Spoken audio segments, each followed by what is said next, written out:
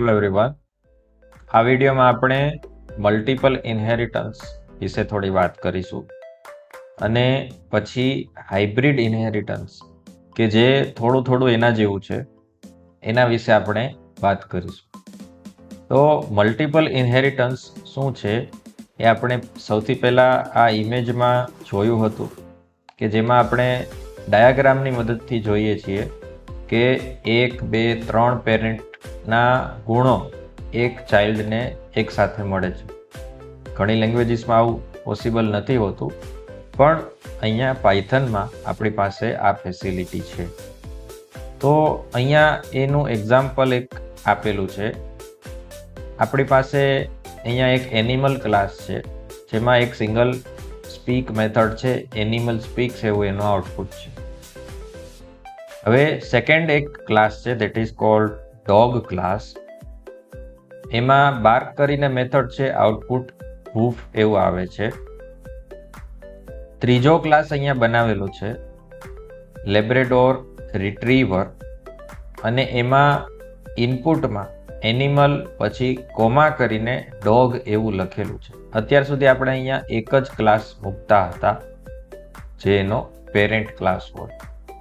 અહીંયા આપણે એકથી વધારે ક્લાસ પેરેન્ટ ક્લાસ કોમા સાથે મૂકેલા છે.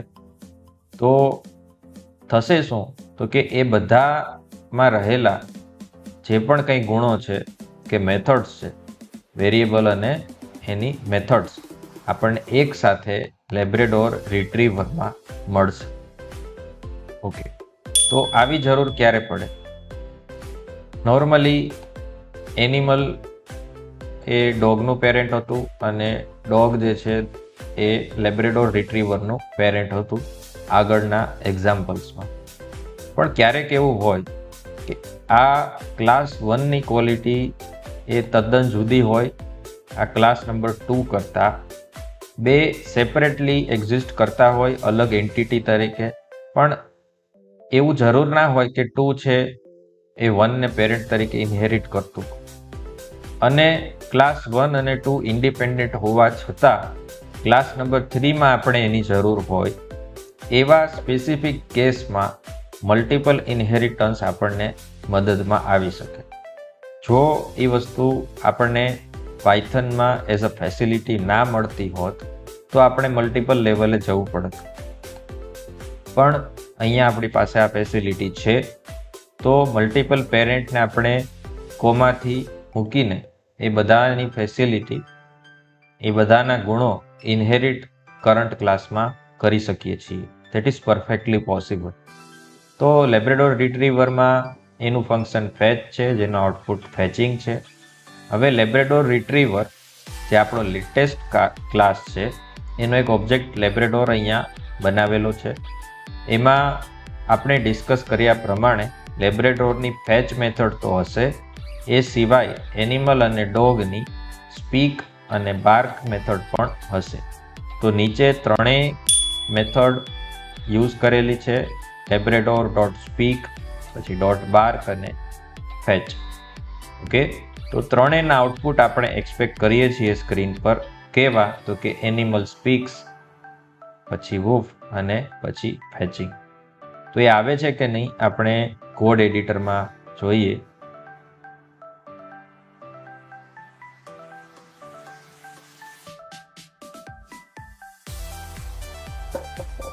તો અહીંયા આપણી પાસે સેમ એક્ઝામ્પલ છે. એનિમલ ડોગ ક્લાસ અલગ રીતે બનાવેલા છે, બરાબર છે. કોઈનો પેરેન્ટ નથી, they are separate classes. Labrador રિટ્રીવરમાં 2 પેરેન્ટ છે, એનિમલ અને ડોગ, અને એનો ઓબ્જેક્ટ બનાવેલો છે. એ ઓબ્જેક્ટના ત્રણેય ફંક્શન અહીંયા રન કરેલા છે. તો અહીંયા આપણે આને રન કરીએ તો આઉટપુટ આપણે એક્સપેક્ટ કરતા હતા દેટ વોઝ એનિમલ સ્પીક્સ, વૂફ અને ફેચિંગ, જે આપણને અહીંયા મળે છે એનિમલ સ્પીક્સ, વૂફ અને ફેચિંગ. તો આપણે એવું કન્ફર્મ કરીએ છીએ કે એકથી વધારે પેરેન્ટ જો કોઈ ક્લાસમાં આપવામાં આવે તો એ બધા પેરેન્ટ્સની બધી પ્રોપર્ટીઝ કરંટ ક્લાસ ઇનહેરિટ કરી શકે છે. જેને આપણે મલ્ટિપલ ઇનહેરિટન્સથી ઓળખીએ છીએ. મલ્ટિપલ એટલે એકથી વધારે શું? તો કે પેરેન્ટ્સ.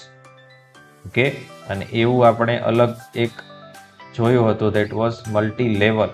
મલ્ટી લેવલ એટલે એકથી વધારે લેવલ તમે એચીવ કરેલા છે, કે ભાઈ એક સબ ક્લાસનો પણ sub class, that was multi level.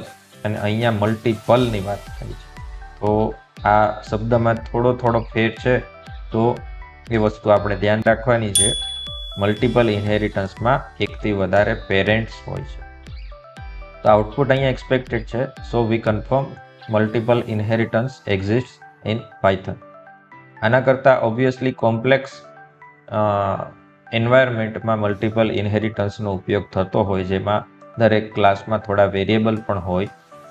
Okay, પણ એટલું લાંબુ એક્ઝામ્પલ કોઈ પ્રેક્ટિકલ લઈએ તો અહીંયા સ્ક્રીન પર સમાવી પણ ના શકાય, અને સમજવું પણ એટલું જ ડિસ્કશન માંગી લે. તો ફંડામેન્ટલ લેવલે આ બેઝિક એક્ઝામ્પલ આપણે રન કરીને જોયું. હવે સેકન્ડ અને કદાચ લાસ્ટ આપણો ઇનહેરિટન્સનો ઓપ્શન છે, દેટ ઇઝ હાઇબ્રિડ ઇનહેરિટન્સ. ઇનહેરિટન્સનો આ પ્રકાર જે છે એના માટેનો ડાયાગ્રામ પહેલાં જોઈએ. હાઇબ્રિડ અહીંયા આપેલું છે. તો એક પેરેન્ટમાંથી 2 ચાઇલ્ડ બને છે. બંને ચાઇલ્ડને પાછું ત્રીજા ચાઇલ્ડમાં પેરેન્ટ તરીકે લેવામાં આવે છે.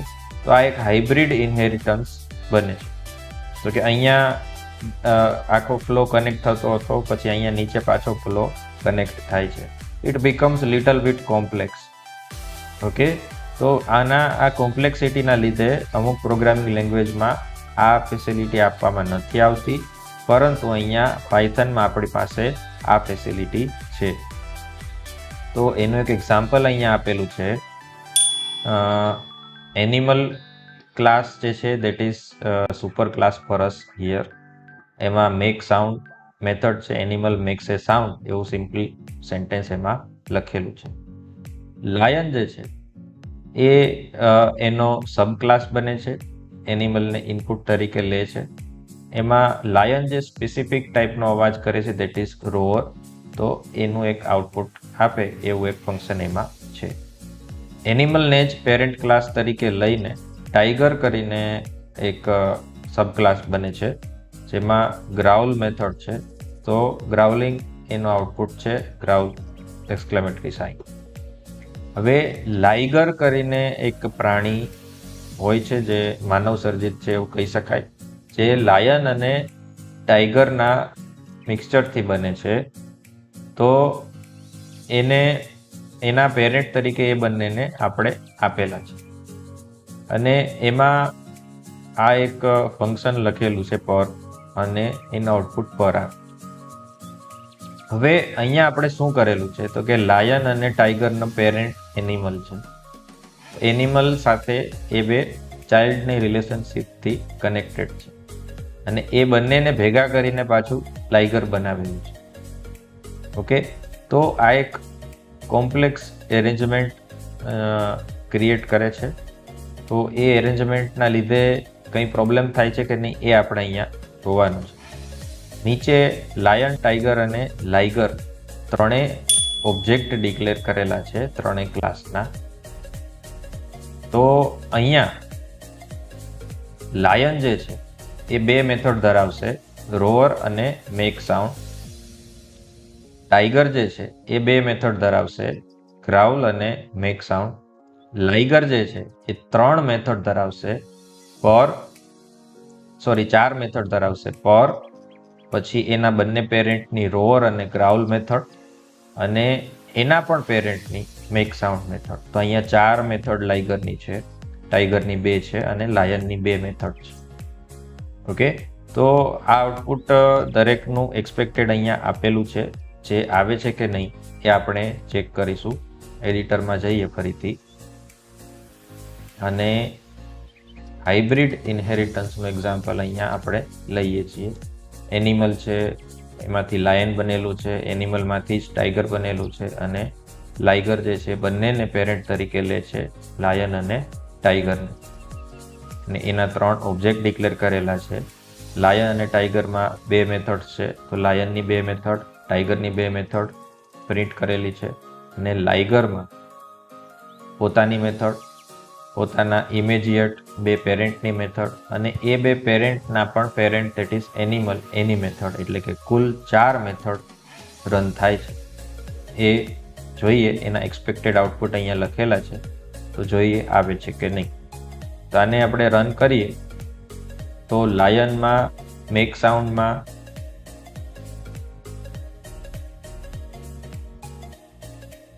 એનિમલ મેક્સ એ સાઉન્ડ એવું આઉટપુટ એનું આવે છે. પછી રોર, તો આ લાયન વાળું બરાબર છે, આઉટપુટ ઉપરથી ખબર પડી જાય છે એટલે. પછી make sound, animal makes a sound, અને પછી ગ્રાઉલ, તો એનું ગ્રાઉલ આઉટપુટ આવે છે. તો દેટ ઇઝ કન્ફર્મ.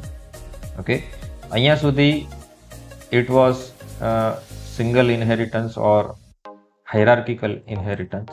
એક પેરેન્ટમાંથી 2 ચાઇલ્ડ બને છે. હવે આગળ જઈએ, એ 2 ચાઇલ્ડને પાછું મિક્સ કરીએ છીએ લાઇગરમાં, then it is a hybrid inheritance.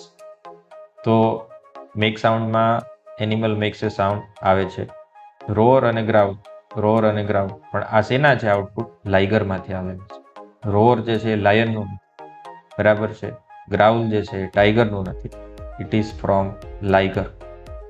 Okay, અને લાઇગરની સ્પેસિફિક મેથડ પર, તો એ અહીંયા છે જ. ઓકે, તો લાઇગરની ટોટલ 4 મેથડ થઈ, એના ઇમિડિયેટ પેરેન્ટ અને એના પણ પેરેન્ટ જે બેના કોમન પેરેન્ટ છે દેટ ઇઝ એનિમલ એ. તો અહીંયા જે કોમ્પ્લેક્સ અરેન્જમેન્ટ થાય છે એના લીધે 4 ફંક્શન આપણને અવેલેબલ છે, 4 એના આઉટપુટ આવે છે, આપણે કન્ફર્મ કરીએ છીએ.